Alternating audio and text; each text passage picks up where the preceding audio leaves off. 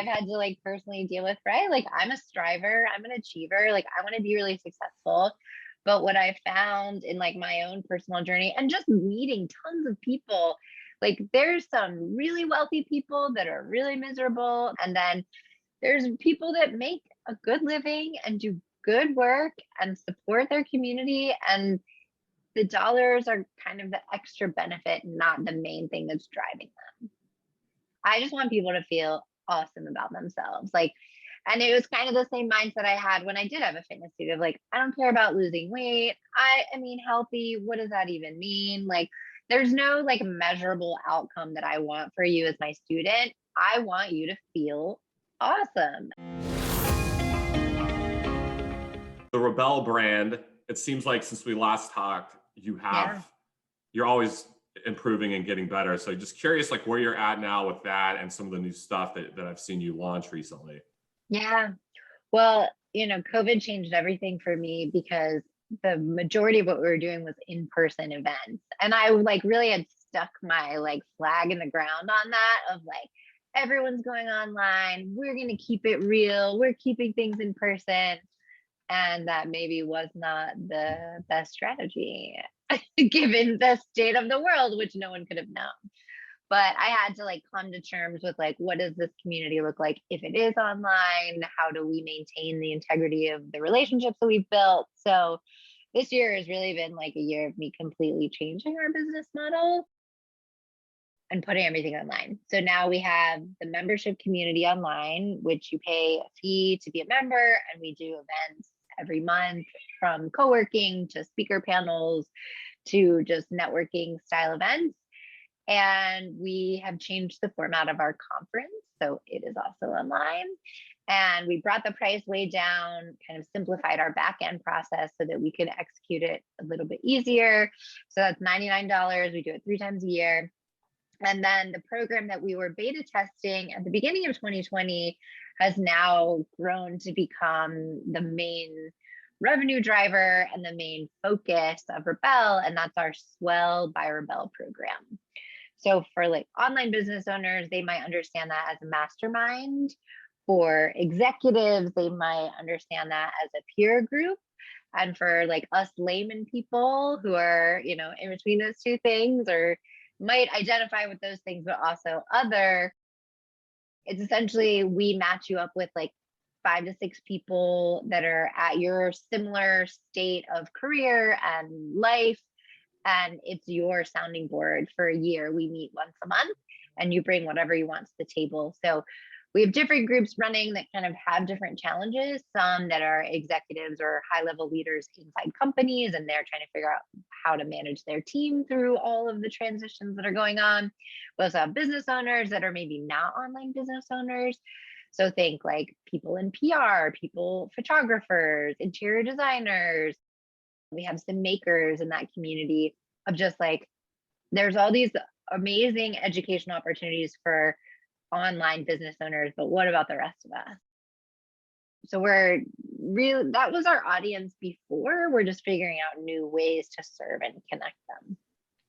Do you think it's a challenge with those folks to educate them or kind of show them the value of a mastermind? Because I feel like it's usually split. Well, entrepreneurs, online people, freelancers get it. That's the space they're in because they're by themselves. But then if someone's like, well, I work at Capital One, Shannon, how is this going to help me? Yeah, absolutely. And I think that's actually where I am right now in figuring out what our messaging needs to be to get those people to understand what it is. Because when I sit down with someone at Capital One, they get it when I can explain and they can ask me questions and go back and forth. We're still trying to figure out how to get that messaging out into the world in a way that those people are going to see it and understand what it is. Even some of like my personal friends that are like, hey, I know you, I know you're cool. I kind of want to sign up for your thing, but I don't really know what it is. And I'm like, well, that doesn't help me. I need you to understand. But I think what's interesting about, using the Capital One example or any large company, women in high levels of leadership still feel isolated. They're still kind of operating the same way as an entrepreneur is, in that they're like kind of on their own. They're leading their team. Yes, there's more structure built into like the back end of things, but your like everyday decisions as a leader, there's not a whole lot of support for you. You know, you can go to colleagues and other people, but there's still this kind of I should know this feeling that makes people uncomfortable to ask. So what we're doing is giving that safe space to ask. And it's really interesting. You know, we have some like what I would consider insanely successful women in these groups, but they're like, I have to fire someone that's not performing well in the middle of a pandemic, in the middle of all these things. Like, I'm just not equipped, like personally, emotionally, how to do this. And like, yeah, I can talk to HR about like what's the process and procedure, but like, I'm feeling feelings that I need to work through because I also have to keep the rest of my team encouraged and motivated and still working when everyone is fatigued. And there's just a whole new set of circumstances that no leader has had to manage before, and they need a place to go to like work through it. They're not necessarily asking the others in the group to tell them what to do. They just need a place of like, I need to talk through this. And like, this is not something I would talk about in therapy. It's not really something I can talk with in HR. I don't really want to talk to my spouse about it. Like, who am I going to talk to about it? And that's really what we're doing for them. I think that's so powerful. And I mean, it's needed for just so many folks because it is inherently different based on where someone's, I guess, career mindset and beliefs are located, because you could take like a college grad and put them with like, you know, a 35-year-old, but they're like, well, how do you relate to me as where I'm at in particular? And even there could be like the best advice that they would get, just because they're not in a similar, I guess, grouping of just beliefs and location and life and experience, it's not going to come across. I've always believed that the person giving the message or the person receiving the message, how much they're going to receive it and take it to heart is influenced by who is giving it. And so, yeah, that's why like your parents could tell you something a million times. You're like, whatever, mom and dad. And then your a friend of yours tells it, or someone you highly respect tells you the exact same thing. You're like, yeah, I should really do that. Oh, yeah. So, well, and I'm sure you've had the experience too of you might be, I feel like actually you have a perfect experience of this, right? Like you were leading a business and you figured out how to do it and you like learned a lot on your own, which was awesome. Then when you went to start your second business, you're not a brand new business owner, right? Like you've built all these skills and understanding, but like you are a brand new business owner, right? Like you'd never owned a business before. Like being a leader in a business and owning a business are different things.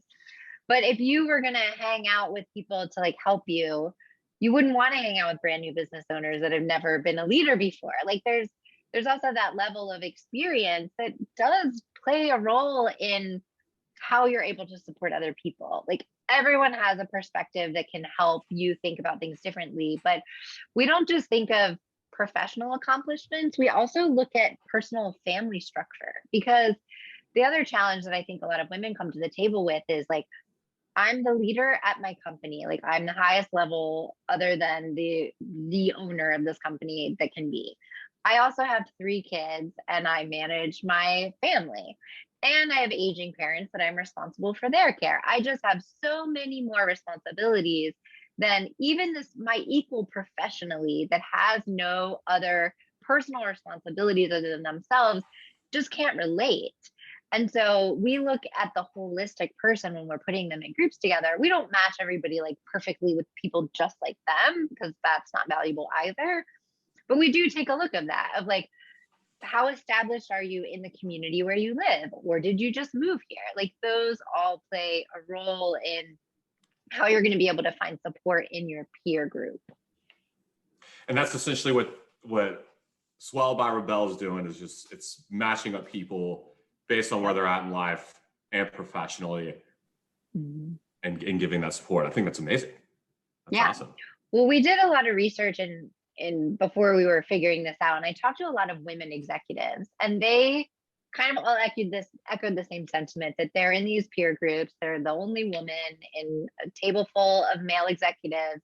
And they said, even though we may have the same professional challenges, our personal challenges are so different. Like I don't have 2 hours to listen to some guy talk about this and that and go back and forth. And through his whole process, she's like, I gotta go pick up my kids. Like, I have other shit to do. Like, I have this amount of time to work on this thing, and then I have other things. Whereas the men around the table are like, I literally have all day and no other distractions to think about this problem. So that was something we really took to heart as far as finding people that have similar family structures and their similar role, because it's just going to be different. So when people are, I guess, applying, is that the step one, apply? Yeah. I would imagine that intake is getting a lot of information about people for you to be able to make those decisions. The intake is key, and we don't actually have to ask a lot of questions. Like, it's not a crazy long questionnaire. Like, we figured out pretty quickly like how to match people up, and I do the curation of the groups. And if someone is applying and I'm like, I don't really know where you fit, I will have a call with them, and then I can figure it out pretty quickly. I think my like coaching background does help me in that process of like, I can pretty much talk to you for like 15 minutes and figure out like what's the main thing you're struggling with. And so it's helpful to have that experience to be able to match people together that I know will be able to support each other. I love that. And how has that been received? You said that started like around a year ago. Yeah, January 2020 is when we had our first meeting of our first group. Nice. So how has that grown in the past year or so? Yeah. So we've run 7 groups since then. So the beta group we ran for 6 months, and then we launched another and have done it twice more. So we're right now in open enrollment and kind of testing the waters of maybe enrollment is always open. If we have enough applicants and we think we can match them, we don't necessarily have to do like an open close situation, but it's gone really well. I will say it's really interesting to see how people are finding it, because as I said, I don't think our messaging is perfect yet. I don't think we're exactly saying the thing that our ideal client really needs to hear to make the decision. Most of the applicants are coming through referrals. So people that have been in the group are talking to other people in their network saying like, this has really helped me. And I'm sure that that will play a role in our growth going forward. It is really interesting. So after the first cohort finished, we offered them a renewal if they wanted to join it again, because it's a year-long program. And we had 25% of the original applicants renew, which I thought was awesome, considering when they signed up, this was an in-person, come meet around the table offer that we had to completely change to be online. We originally had 2 facilitators. It went down to 1. Just a lot changed in that first beta round, and still we were able to retain 25% of the members for a whole nother year, which is a significant commitment of time. So I was feeling really good about that. That's awesome. I mean, it's a very impactful thing. And like ours is not priced like many online masterminds are priced, right? Like we are pricing for scale, if I'm totally honest, right? Like I'm not interested in having the $20,000 coaching group. That's just not what we're doing here. I think there is this really unserved market of what I'm calling mid-career women. I don't know if that's like a term, but that's the only thing I can use to describe them, of like, these are not entry-level people. They have experience in whatever industry they're in. They know how to network. They know how to do their job. They're really just looking for that like emotional support that they're not getting in the workplace or wherever they need it. And so, it's $1,500 for a year. Like, it's not an insignificant investment, but we're not getting people in these like $30,000 programs that I know float around the internet and seem very aspirational, but I'm not trying to make people millionaires. I'm trying to make people more satisfied in the lives and careers that they've chosen. To become a millionaire, so be it. But I think most people would rather have emotional connection and community. Right. And that's something that I've had to like personally deal with, right? Like I'm a striver, I'm an achiever, like I want to be really successful. But what I found in like my own personal journey and just meeting tons of people, like there's some really wealthy people that are really miserable. There's some really wealthy people that feel they can give their full creative expression. And then there's people that make a good living and do good work and support their community, and the dollars are kind of the extra benefit, not the main thing that's driving them. Yeah, there's no, there's no virtue necessarily based just on career level income. You can be very empty and lonely with all the money in the world, be like, and think, well, money's not everything, but also you can be lonely and empty, not reaching your career goals and, whatever that may look like. So I don't think it really matters. I totally agree. Like, it doesn't matter what you have or what you don't have. If you don't have whatever it is inside of you being fulfilled through connecting with like-minded people. And I think that's something that we've lost like in the last year or so, but maybe it's like coming back with a vengeance. That's been my biggest struggle. I'm like, I just don't feel like I'm connected to anything right now. I've lost a sense of adventure, a sense of like strive and growth, but it's there. And I think that's what's really needed. It's like, well, my business is better than it's ever been, ever. And I knew that the second go around of doing something, I'm like, I know that's not what's going to make me happy. And I'm like, sweet, I'm like hitting all my goals. Like, am I any happier that I've hit this new milestone than I was the day before? Not in the least. Because one of the biggest mind fucks is like, once you get to where you want to be, you're like, I feel the same. and then where I start to live at, it's like, I expect to hit my goals. Like I don't expect it to be easy or come overnight, but like, so once I hit it, I'm like, yeah, like why? Of course I got there. Good for you. You've been working on mindset, Paul. You've been working on mindset. Oh, big time. Yeah. Big time. Yeah. I'm like, I don't know if I'll ever hit any of my goals, but I know I'm doing the things that I need to do to feel supported and connected. So yeah, it just makes life easier to live in. Yeah. So what year is this for you as in Rebelle? We started in 2017, so almost 4 years. Man. Well, that's for sure. I mean, let me tell you, when I'm in pity party mode, that number, I don't like it. Right? Like, I feel like I should be further ahead than I am 4 years in. Right? Like, that's definitely something I've been working through with my own mindset challenges. But yeah, I mean, the cool thing is we've evolved and we've really learned about our community and we've figured out new ways to serve them. I think that's all any business can ask for. And are the dollars in the bank where I want them to be? No. But like I said, we completely changed our business model last year. So although our brand is established and has just awesome goodwill in the world, the business model is kind of brand new. So we're still testing and figuring out, is this what's going to work? And I have to be okay to be in that place. I mean, I like that place, but sometimes I get that feeling of like, oh, like we should have figured this out by now.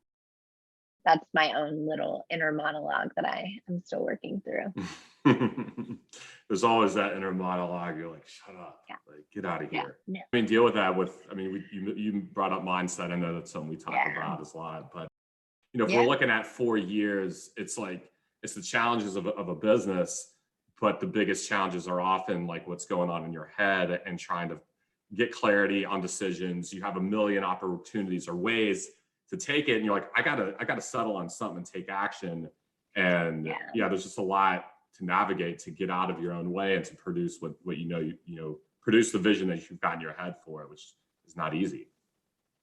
Yeah, that's true. I mean, I did work with a mindset coach last year, which I'm so grateful that I did, because the isolation of the pandemic and being a leader and not knowing with clarity the direction, right? I feel like I always had a clear vision for my team, and this year I just didn't. Like, and I feel no shame about that. Like, most people didn't. Like, the world got weird. I don't know if anybody noticed that, but yeah, I feel like this year I've really just had to work on myself more, and the business stuff, I just had to keep it going. Like that was really my mode this past year, like 2020, of like, I just want to keep going. I don't know what it's going to look like on the other side. I don't think anybody else does either. So I just need to work on myself and being okay with that.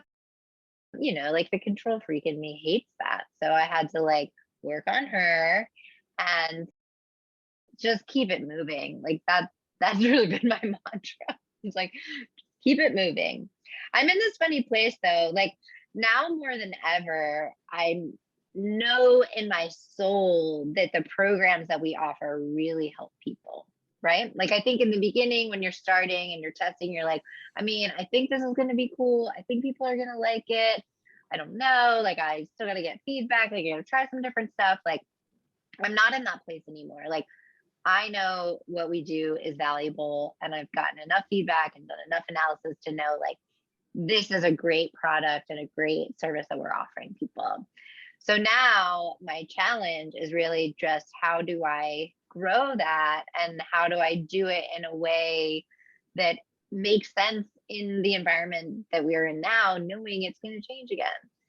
So I think it's cool to like have a very specific problem that I'm working on in my business versus like I'm just trying to make it work. Like I'm not trying to make everything work. I know a lot of stuff is working. This is just the thing that I'm working on now. Yeah, it's almost like you feel it. You feel it when you hit that groove of like this works. Like it does because it's still challenging, but it's like you're not having to force something. And it seems like you've probably hit that with Yeah. well, do you You think that's know, with I mean, Swell or with yeah, with everything. I okay. mean, you've watched like the progression from the very first event. I think like even up to like the day after the first event, I was like, was that even good? Like, did people like that? Like, was that a good experience? Like, I thought it was cool, but like, did other people think it's cool? Like, would people come back? And like, I felt that every conference up until like 2 conferences ago, right? Like, so like it took me like 7 events to finally be like, yeah, no, like this is good. Which is, you know, it just is what it is. I think when you're testing, especially an experience, like you just don't know what's going to resonate with people. You have an idea of a vision, but there's no way to test it before you do it, right? It's not like a product that I can be like, hey, let me send this to like a few people and see what they think about it. Like all the pieces have to come together for this one day to work well. And you just, there's variables you can't control. So I feel confident enough now of like, I know all the things we need to do to make the experience what people want to have. And that's a nice place to be, but it took a long time. Well, because I mean, I feel like you knew at the very beginning, like you wanted to serve, you want to bring like-minded women together, and maybe it wasn't necessarily as defined or clear, but because I think, well, I talked a second ago about a vision in your head. The hardest thing is getting that vision, not just out there, but first like being able to clarify it and speak of it. Because it's almost like it comes from a feeling. You're like, I have a feeling, an idea of what I want this to be. Now let me put it out. Okay, I put it out in the first conference. Maybe it's not quite there, or maybe in this offering. But I think with each time, I mean, I feel like not many people can survive or keep going if they weren't truly passionate about it, like, or truly aligned with it. Because 4 years is a long time. Like it's a short time, but it's also when you're getting something started, like a year is a long time because you're like, it's Monday. Well, I want to accomplish this. And you're like, it's Tuesday. Haven't quite hit the, every day it's just kind of going and going. So I love seeing that. Well, you said it totally right in that like it's a feeling, right? That I was going for from the beginning, right? Like I'm not in the business of teaching people tactical skills, right? Like it's not like I can measure like I'm going to teach you how to make a table. And then at the end, I look at your table and I know if you made it or not, right? Like that's not what's happening here. Like I am trying to make people feel better and more connected and more, I wanted to say empowered. I don't love that word, but like that is kind of what I want, right? I want people to feel secure in what they want for themselves and that they have the abilities to create that in the world. That you can't measure that, right? Like I can't look back and be like, well, like what are your pain points? Like what's your temperature? Did you achieve that vision? Like it's like much more intangible. Yeah. So I think it does take even longer than when you're trying to create a feeling and connection and support, like there's no way to assess that other than asking people how they feel after. Yeah. There's a story that I heard, I think from The Richest Man in Babylon that I read a while back, or it's the thought experiment. And it's, can $1 make you rich? And back in the day, it was like, can one gold coin? So let's say I give you $1. Are you rich? Maybe, maybe not. But I keep giving you one. And let's say I give you $1 every second, and however, speed. Well, at what point are you rich? Some people might say, well, when I get $1 million. Okay, well, why not 909,099, $1 less? So $1 less, you're not rich, but when then you get to $1 million, you're rich. And it just shows that it's something that's way too specific. You can't define unless you've already gotten that defined. And I think where it comes to emotions and confidence and feeling empowered, which I think confidence and being empowered are kind of the same thing. Yeah. So it's like when it comes to these masterminds, or just how you can get these sort of intangible benefits that are the most valuable thing I think that one can have. Well, I don't know. Hey, I went to 3 meetings and suddenly I now have the confidence. I'm going to take the example from earlier. I'm that high, level executive, only woman in the boardroom. I got some dude that's going on for, way too long in the meeting. I'm like, hey, excuse me. Thank you. I got to wrap. I got to pick up my kids. This meeting's gone on for 2 hours. I appreciate it. Bye. And to have the confidence to do that, well, you couldn't say, yeah, well, I did that because of 3 hours I spent with this group. But when you get there, right? And so that, oh, well, shit, I don't know when it happened, but it was the benefit of all the moments kind of leading up to it. And then you can say, I did that thing. I did something maybe that I wasn't capable of doing. That's why it's so tough with what you're doing of that tangible specific, but it's like, hey, we're gonna get you to a point where you can act X, Y, and Z type of thing. I don't know. No, you're totally right. Like it's totally nail on the head, because also I don't claim responsibility for that action either. Do you know what I mean? Like if that's a perfect example of the woman in the boardroom being like, hey, gotta go. This is enough. That shit happens.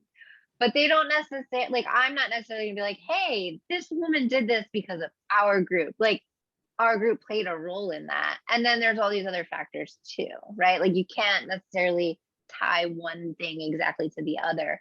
But shit like that happens. Like, it's crazy to me to see what these women do when they're in these supportive circles. We had a woman that basically was like, I don't like my job. I realize it's the middle of the pandemic. This is probably the worst time for me to leave. Should I just stay and like wait it out, or should I go? And literally it was like mixed between all the other members in the group that they were like, you should stay, you should leave, right? And she ended up not quitting, but just got another offer and like went to it. So like nothing that we did was like directly like helping her get this other job, but just having the place to like work through all the potential things that she could do put her in the mindset of like, I just need to be ready for a new opportunity. And it's stuff like that that happens when you feel supported. You're just going to approach challenges and take risks in different ways. And that's what I want. Like, I don't necessarily need you to succeed. I need you to be confident to take the risk. I like that. Yeah. Just be confident to do it. And yeah, but it's like, yeah, you're that's going to happen. And it's like, if they're saying that, cool. But it sounds like you're like, hey, I'm not going to take credit for it. That's going on within your community, but it's like, you're creating that space for these things to happen, because you can't, it's like, hey, here's the door. I brought you to the door. What are you going to do? Oh, I'm going to walk in it. Cool. You did that. There's a lot of stories and stuff around, kind of that same concept. There's a woman I need to connect you with if you don't already know.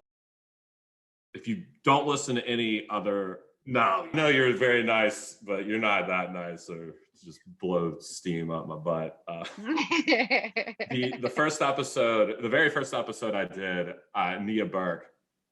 Okay. She's incredible. And that episode was like the easiest one, because she's just very open and has cool stories, cool insights on all kinds of business stuff. But like what you were saying with kind of that thing, well, she's got a pole studio here in Richmond, and she's like, that's what I do for women. It's like having a place. So it's like, it's a different kind of, I guess, way to do it or group, but it's in the end, it's like, we want people, Oh, it's the same thing. Confident. Yeah. It's totally the same thing. And that's why, I mean, I think my background as a fitness instructor also is like the perfect segue into this kind of work, right? Like, I just want people to feel awesome about themselves. Like, and it was kind of the same mindset I had when I did have a fitness studio. Like, I don't care about losing weight. I mean, healthy, what does that even mean? Like, there's no like measurable outcome that I want for you as my student. I want you to feel awesome. And like, I don't have any control over that, right? Like, all I can do is show up and be me and do my thing. You're the one in charge of how you feel. So it's really the same thing as what I'm doing now for people in a more professional context, right? Like, I want them to feel awesome. And this is the new way that I figured out that I can do that for people. It's amazing. That's a good comparison too with the fitness. Well, and what's interesting, I guess, with that, but then as a business coach, so going from fitness studio owner to business coach to now, I mean, it's almost that being the common thread of just helping people feel great about different kind of aspects of their life. Yeah. I mean, I was basically a cheerleader in college. I was on the dance team. So I wasn't a cheerleader, but I was on the dance team. And like, I think that's just how I've always been. Like, I mean, it can get dangerous into people pleasing, but I think I've got a good hold on this now that I'm not trying to people please at this point, because I recognize that can be very superficial in that, like, yeah, when we hang out and you feel better because I said something nice to you, like that's one tiny little drop in the feeling good bucket, right? Like, I want to give you the skill and the support to feel good all the time, whether someone here is making you feel good or not.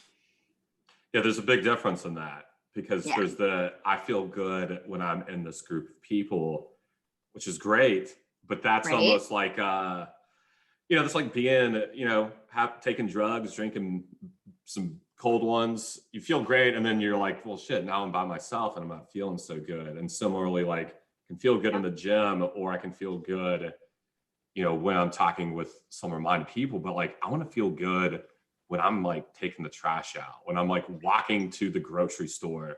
Like, I just feel good in how I'm walking through life. And that's a very like weird existential thing, but it's actually like very, like, that does happen. I'm like, I feel good. I worked out yesterday.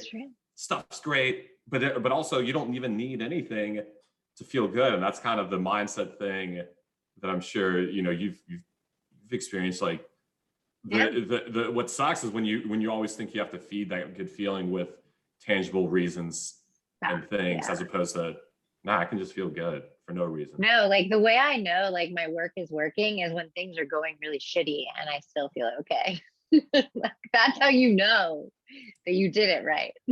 Like, man, things are really awful right now, or not even really awful, but just like kind of annoying, and I'm still okay. Like, I recognize that I have the strength and the skill to get through this thing because I've gotten through other things, and because I have a place to go when I need help to get through a thing. It makes a big difference. It's like, all right, well, this is one area, but I got the feeling of having someone that, someone who's got your back. There's no feeling like that. Right. And most people don't have that. Yeah. They really don't. Yeah. It's an interesting, do you think that's like, I mean, I don't think it's just because of Rona. I think that's been a thing, who knows, for 15 something years. I don't know. Especially like, American culture has a very individualistic approach, right? Like, you got to do the work. It's all up to you. You're accountable for everything of yourself, even though there's so many things that affect you that you don't have control over. So I think that's how we're kind of groomed. But some people do. I mean, I know these guys in New Jersey that I like went to college with, and they were best friends in high school, best friends in college, and still best friends. And I'm like, I see them on Instagram, like, how are you all still getting married? Because I swear that as somebody gets married like every few months, but like they are guys that have always been really close and they always have each other's backs. And I don't know if it's like a bro thing. I mean, they're cool, but like it's a thing. And I recognize that there are still pockets of that, right? There are still groups of people that are super supportive of each other, but it's less common in the professional world. I think even less common for women in the professional world, just because of how the world has existed up until this point. Well, and it's almost, if you just happen to grow up and go to high school with like your most equal ideal person, like that's a Right. blessing and a gift, and that's Right. amazing. Not everybody has that. You know, No. I got some friends from high school, but not many. We don't, you know, not everyone's got that. So I don't think it's like necessarily a bro thing. But I think I love what No, you said no. about just where we're at. Like that is the American mindset of like go do things, and it's great because it's like you have the freedom to just go and crush it however you feel fit to do that. But on the flip side, and I think this is what your community space is doing an awesome job from what you said, and I wish there was more like it. Of I think we're also hesitant to talk, hey, here's where I'm not doing so well. Because I think the mind fuck is when people are like, well, hey, I'm this leader, I'm in this good position, I'm an entrepreneur, business owner. I can't talk about how things are not going well. Because how can I be a leader and lead people if I've got failures If and I'm not mistakes too? perfect. Yeah. And that's where you get these like really shitty managers and treating their employees shitty. And then it's just this trickle down effect. But I'm hopeful that what's kind of already started and coming on the horizon of not just how business and businesses treat their employees, which I think we're really rapidly moving away from this antiquated 9 to 5, I own your time model, but just people like being open and honest. Like that's what community really is. Like, hey, here's somewhere I'm struggling with. Can you help me out? As opposed to keeping it to yourself, people becoming more isolated. I think to me that's a bummer, Yeah. but I think it's a good thing to progress. I mean, it's also so interesting, like what people want to talk about and what they bring to the table, because it's not always professional challenges. Sometimes it's really personal stuff. And I think the same kind of goes that it's rare for you to be able to have both identities in one space. That like I can be completely respected as a professional that knows what I'm doing and has really great insights. And I can also be dealing with something really tragic and terrible in my personal life that like makes me feel like a complete failure. And that all those pieces of my identity don't make me any less good at one thing or another. And that is what I really enjoy when people bring personal stuff to those groups, because they know what they're doing. Like they wouldn't be at the level of their career if they didn't know what they're doing. But that doesn't mean they know everything. And so it's cool to see people be willing to have both sides of themselves showing in the same space. Right. Well, because it's what makes someone a complete person. I mean, there's different sides of you that come out, where there's the side of me where maybe I'm talking to a potential client or an existing client or whatever. Maybe it's like, this is Paul, the professional. I'm just going to be doing my thing versus my silly, goofy self with my family.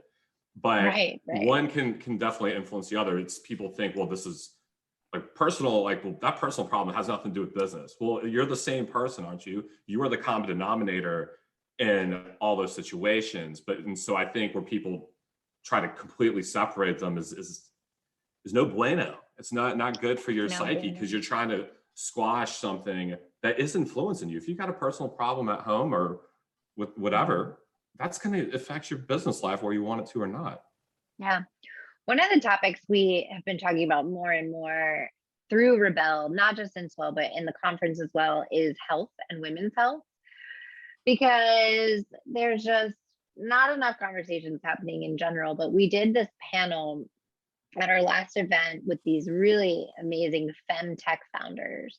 And femtech is kind of a newish term that not a lot of people understand what that is. So it's essentially a founder of a technology company that's specifically solving a women's health problem. So we had 3 founders who are femtech founders who have technology companies operating in the space of menopause. And it was fascinating to have these conversations, because nobody talks about menopause. Like they just don't. Like, you know, women have hot flashes and they get moody, and that's like the full extent of what most people understand about menopause. You know, your mom's probably going to go through it, or your grandma, or whatever. But there's so much more information about what happens to a human body during that time.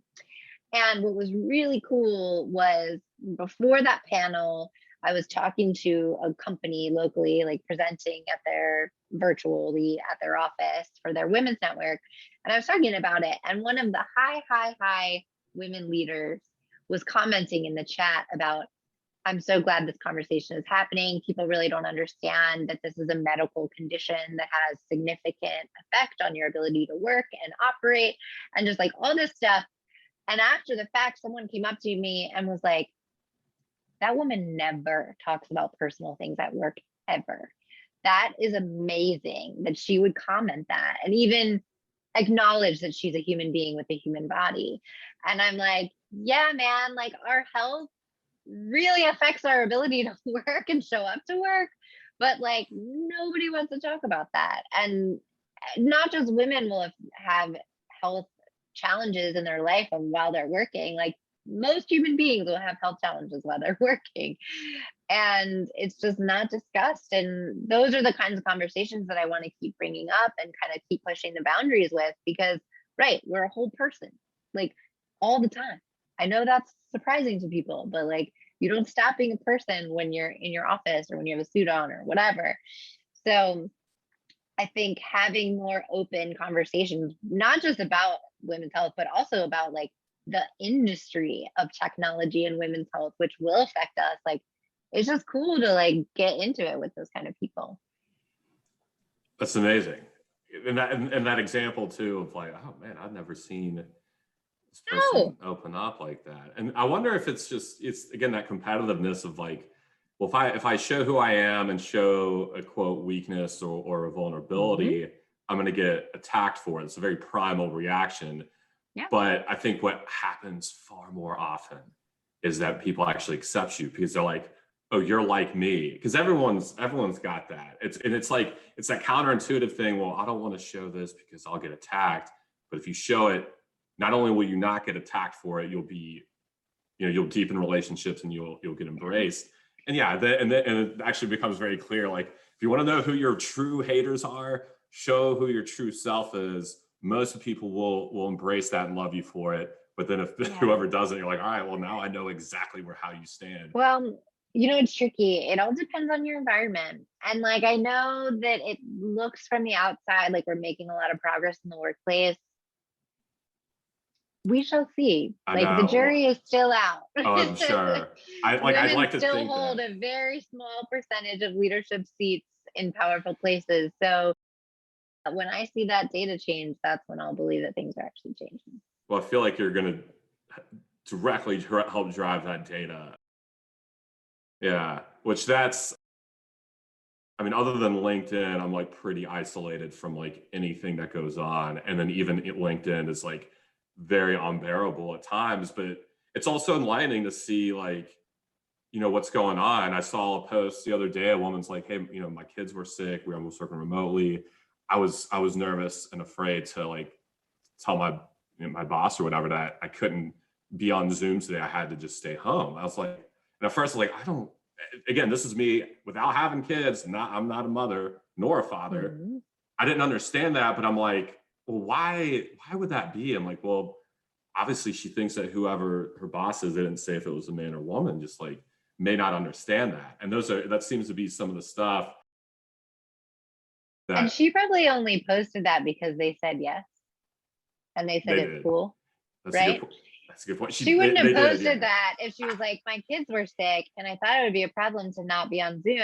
And then my boss was a dick and was like, you need to be there. Don't you have a babysitter? Like, that happens, but people don't post about that. Yeah. They come to my group and they tell me. Yeah. Which I wonder, to combat that, it's like just the ever rising tide of like, that shit is not fucking cool. Like, like business will go on. And it's not just male leaders. put that into the culture. So like, I think that is another thing that needs to be clear of like, having more women in positions of leadership doesn't solve that problem. It helps, but it's not the end all of that solution. The culture has to change in the workplace, which like you said, I think it is, but we still got to work on it. It's not, we haven't won the battle yet. No, I feel that. Well, we can keep being vocal on like bullshit cultures that exist. Which I mean, that is like where I love being where I'm at, but also have to, that's how I want to treat people. But also, like, I don't have employees. I have contractors that I send work to. They do a job for me. I don't, own their time by any means. It's almost like but there's still a culture in that, right?